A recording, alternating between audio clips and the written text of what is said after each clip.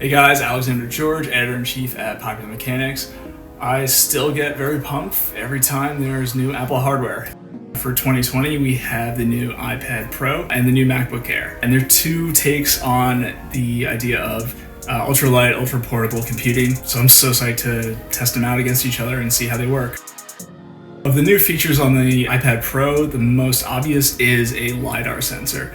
What that does is give the iPad Pro a better ability to read depth and shapes in the space that's looking at. So using software and using the sensor plus the camera, it's able to do renderings of spaces in ways that will allow augmented reality apps to work a little bit better.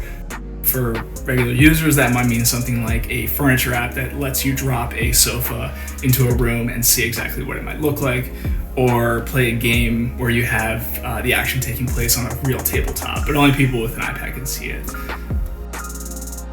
So the biggest difference for everyday users like me is that it actually has support now for a trackpad.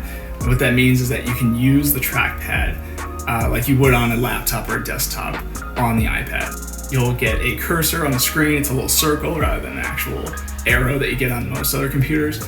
It makes it a little bit easier to cycle between apps, to highlight things, copy paste. If you are like me, very used to a desktop, it still feels a bit clunky. You still need to get used to it.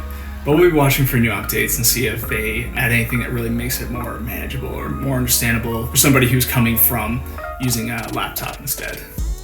If the iPad Pro is an experiment that's still ongoing, the surefire thing is the updates to the MacBook Air that just came out as well.